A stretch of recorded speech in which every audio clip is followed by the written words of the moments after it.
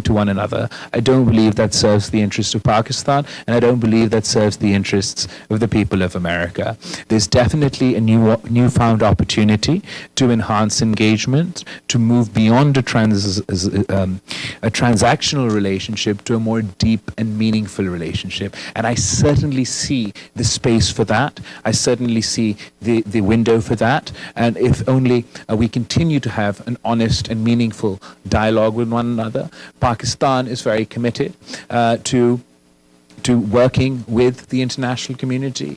We want to, we are a modern Muslim nation that will be taken seriously on the world stage. We will conduct ourselves in a responsible manner and in an honest manner, engage with everyone, be friends to all and enemies to none, and hope to work towards the mutual benefit of our two countries. Thank you, Minister. Betül Yürük, Turkish News Agency. We heard some of the ministers at the General Assembly today at the International Migration Review Forum raising concerns about the rise of threat in Afghanistan and as a result a new wave of migration. As a neighboring country to Afghanistan, how concerning is this for Pakistan? And also, how should the international community engage with the Taliban regime? Thanks. Thank you so much for your question. And the issue of refugees and migration is a sort of a hot button topic in countries across the world. Particularly given the events in Afghanistan, it is most certainly a fear for us and all neighboring countries. We do fear the possibility of the floodgates opening to massive a refugee crisis like we've seen in the past. As the humanitarian situation in Afghanistan worsens, as the economic situation in Afghanistan worsens, the threat and likelihood of this happening increases.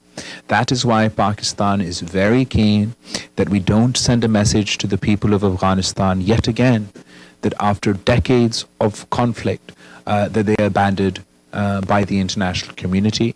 Pakistan is working particularly hard to assist in the humanitarian crisis and encourage the international community to engage with Afghanistan and engage with the humanitarian crisis in Afghanistan, to stop a total collapse of the Afghan economy. Because surely if 95% of the people of Afghanistan are under threat of poverty, of going below the poverty line, that not only has consequences for Afghanistan, but it has consequences for Pakistan and indeed the rest of the world, one of those manifestations would be in the form of refugees and migrants.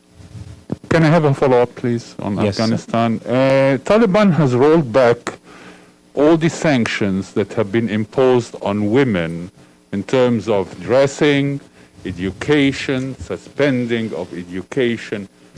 What does your government convey to the Taliban, your position on that?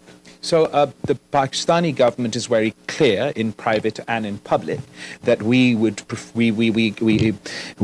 convey to the new regime in Afghanistan that they live up to their international commitments.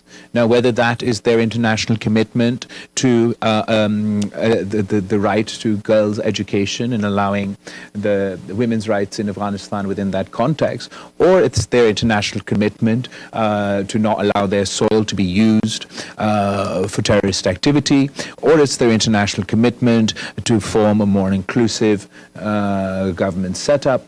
In our private conversations and in our public conversations, we do insist on these points. As far as the specific question of women's rights are concerned, the previous government may have had its own approach, but as Foreign Minister of Pakistan, I believe when I emphasize the importance of women empowerment, the importance of women's rights, that is not within some sort of Western imposed construct. We believe that women were given rights by Islam. We believe that the right to education for women is granted because of Islam. The first word in the Quran is Iqra, which means read. It does not say only men read, we are all to read. So Pakistan has had the first female prime minister in the Muslim world. She was elected for the first time. She was elected a second time. And had she not been assassinated, she would have been elected the third time. So when we speak to the people of Afghanistan, or when we speak to the new regime in Afghanistan about women's rights and their obligation to live by their promises to the international community, and we do so not only in light of that, but also because we too believe these are rights of the women and girls in Pakistan and in Afghanistan.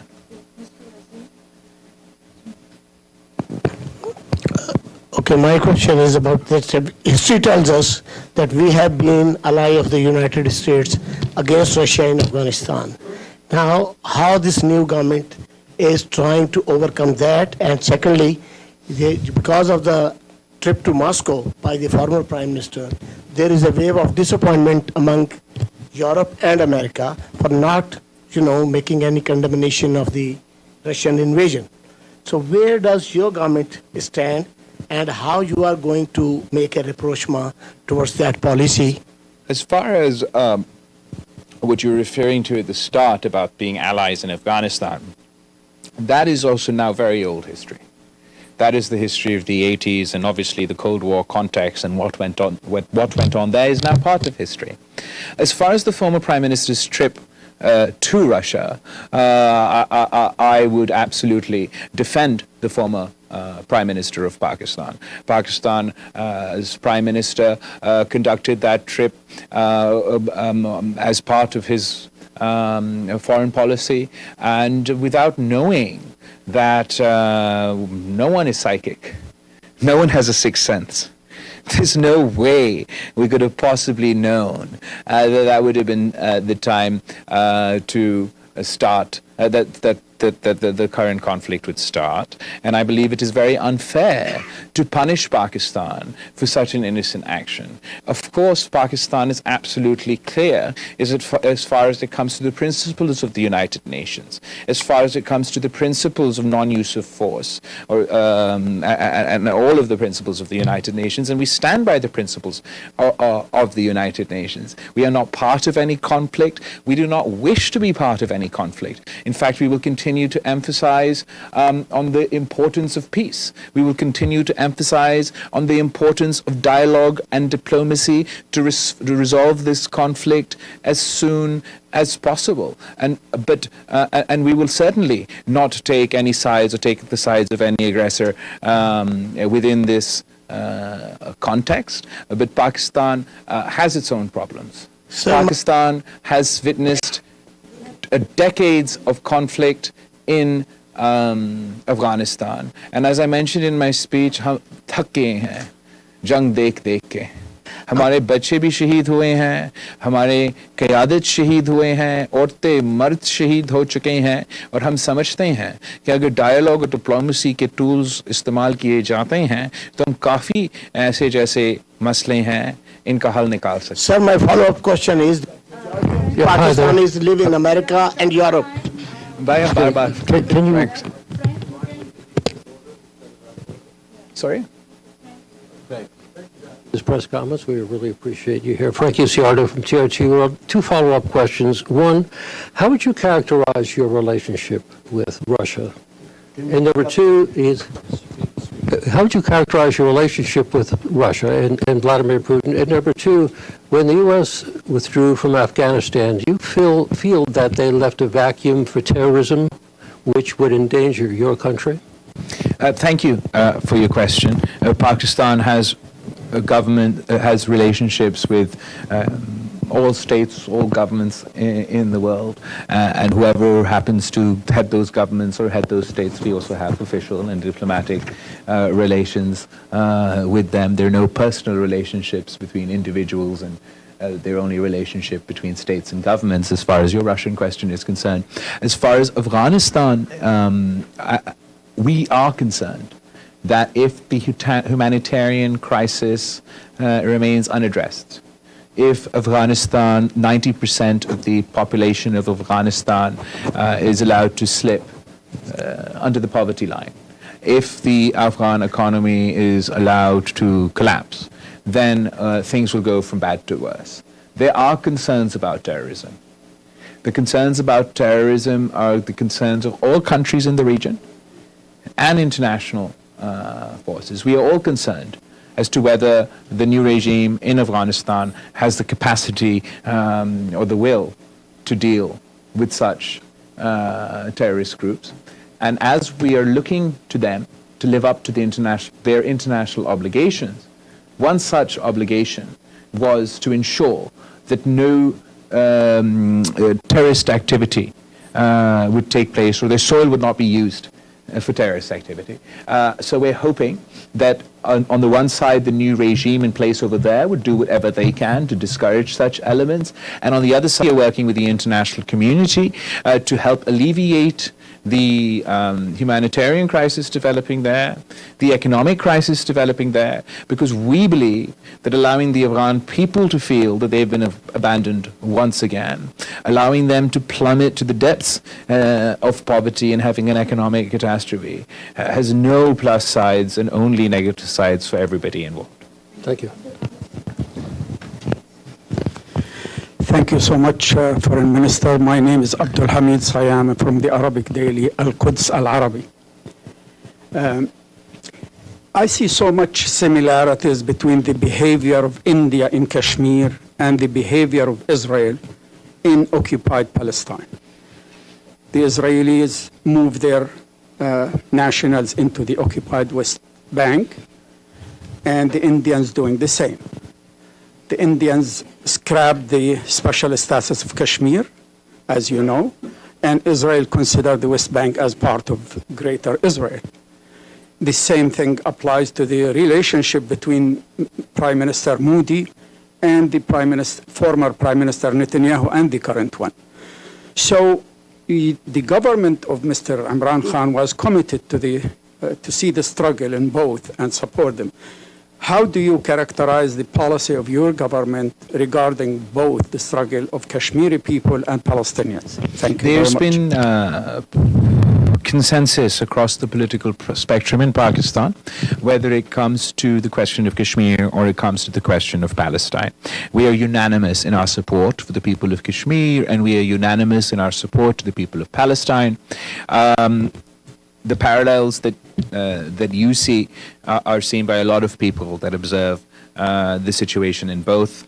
We just spoke at the United Nations Security Council, where we observed that occupied territories such as Palestine and Indian illegally occupied Jammu and Kashmir face the misery of perpetual conflict, never-ending perpetual conflict that result in many miseries, including hunger. We believe that we must continue to highlight the plight of the people of Kashmir and the people of Palestine.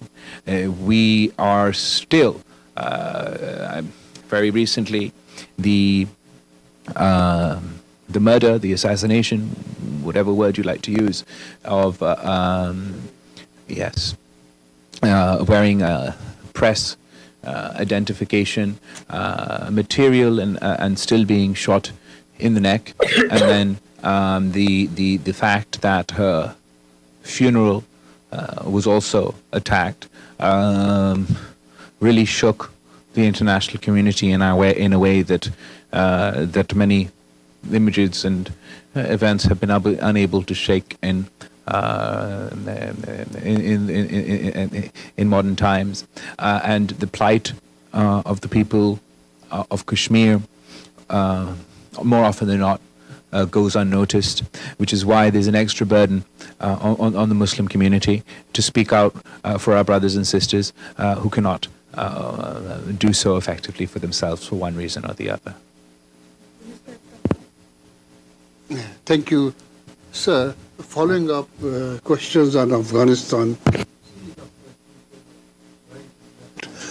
and your comments about the Taliban's pledge to the international community not to allow the territory to be used for terrorism. The Taliban recently claimed that they have brokered an accord between Pakistan military and the TTP, Tehreek-e-Taliban in Pakistan. Could you please elaborate or explain what happened, sir? Iftikhar साहब, आप जहाँ तक TTP के issue है, as far as the Tehreek-e-Taliban Pakistan is concerned, they have a very troubling history of the way that they've conducted themselves within Pakistan. Their terrorist activity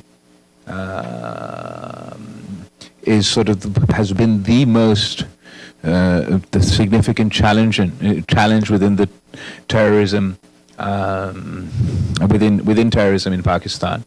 Pakistan ke the biggest terrorist attacks in Pakistan, the most devastating terrorist attacks in Pakistan are linked to Tehreek-e-Taliban Pakistan.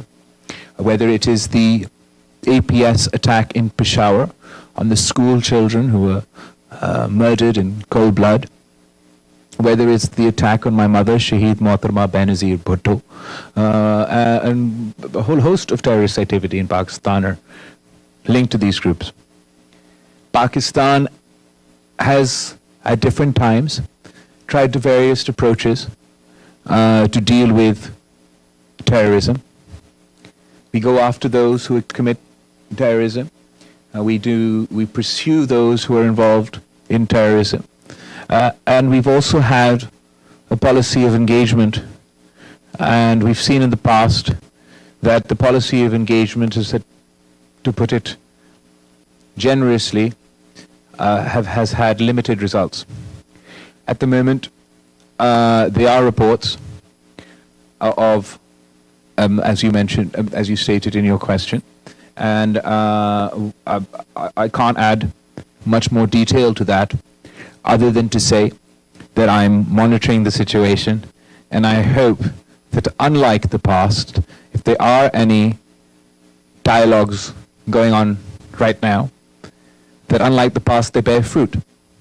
But it's important to emphasize that we must insist on the new regime in Afghanistan that not only their own soil not be used for terrorist activities, but groups like the TTP that are linked to the TTA and other such terrorist groups are also discouraged by the new regime in Afghanistan from conducting terrorist activity anywhere else.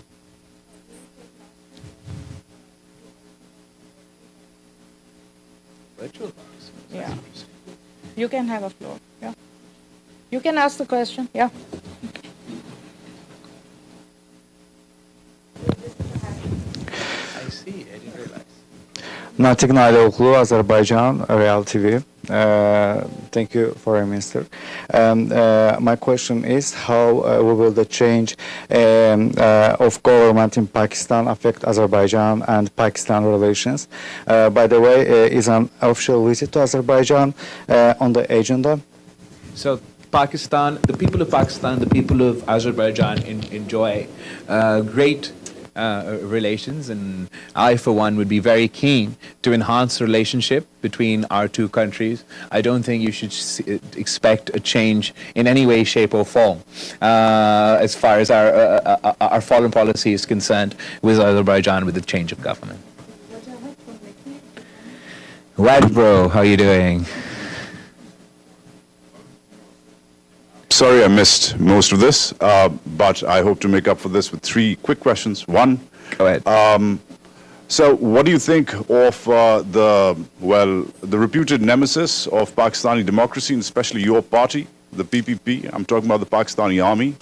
What's your new considered opinion on the military establishment, considering your current posting? Number two, what is your opinion about how long your government is going to stay in power, considering the speculation that is ongoing on the ground these days about the longevity of your government? And thirdly, sir, finally, how does it feel to be here in New York, in the same place where your famous grandfather was, and especially made that famous speech here in '71? How does it feel to be back in business? Thank you. Vijay, New York now? अच्छा, इन सबको बिठा के आप खुद इधर पहुंच गए थे. जहाँ तक आप, as far as your question is concerned, nemesis It's not a word I would use. The Pakistani army is not the army of any one political party or any one Pakistani. It is a national institution. It belongs to each and every one of us. It has always and consistently been the view of the Pakistan People's Party. It is in our manifesto that all such institutions should play their constitutional role, their legal role allowed in accordance with the law. It is why we have consistently advocated for them to be apolitical. And the success of the no confidence motion in Pakistan, the first time a democratic constitutional procedure has been used to oust a prime minister, unlike in the past, where only unconstitutional and undemocratic moves have been deployed, is a success, is an achievement of Pakistani democracy. It is an achievement of the Pakistani constitution, and it goes a long way to speak about the progress that has been made by Pakistani institutions. Obviously, nothing happens in a vacuum, and this one event or this one achievement does not wash away the effects of undemocratic steps that have happened in our history. We believe